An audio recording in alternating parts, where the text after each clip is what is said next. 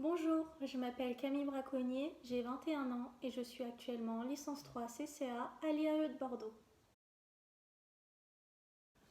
Alors, ma motivation principale est que j'ai pour projet professionnel l'expertise comptable. J'ai envie d'intégrer le Master 1 CCA car cela s'inscrit dans la continuité de mon parcours universitaire pour ensuite passer les 2 UE restantes du DSCG et enfin m'orienter vers le diplôme d'expertise comptable. De plus, étant au sein de cet établissement depuis cette année, je sais que l'IAE propose un enseignement de qualité et cela me conforte dans l'envie d'y rester.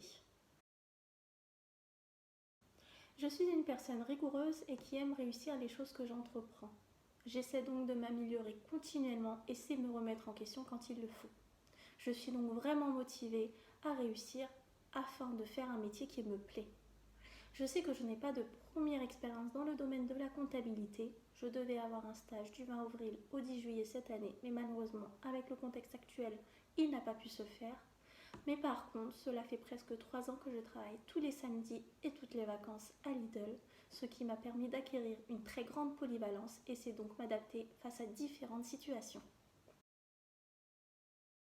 Even if it's not the predominant subject because there are only 2 hours per week, I think English is quite important, especially in the second year when we will see IFRS. In addition, due to globalization, English is more and more in demand, especially in firm a large company. So you need to have a minimum of knowledge in order to be able to speak with a customer, for example. This is why you must, in addition to the courses offered, work your English in parallels. La comptabilité légale est obligée de suivre des règles en fonction des principes. Elle a pour objectif d'établir des comptes et de donner une image fidèle de l'entreprise. Un retraitement est donc nécessaire et indispensable pour passer d'une image comptable à une image économique et ainsi pouvoir comparer l'entreprise à une autre entreprise et au marché.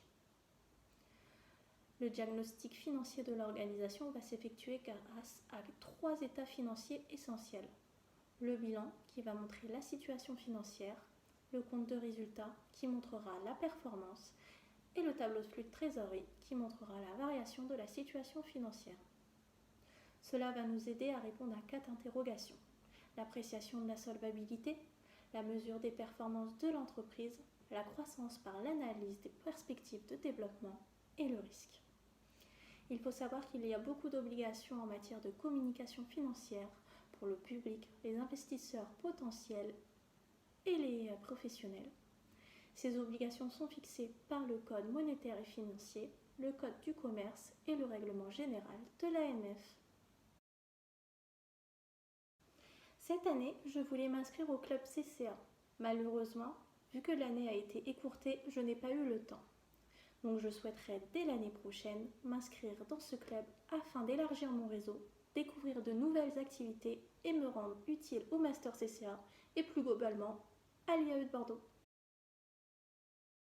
Durant mes années collège et lycée, j'ai participé à 7 championnats de France UNSS de badminton et de badminton, le badminton étant une discipline qui regroupe le badminton et le tennis de table. Ce fut des expériences inoubliables pour moi. Et grâce au badminton, j'ai appris ce qu'était l'esprit d'équipe, le respect de l'adversaire et surtout la confiance en soi.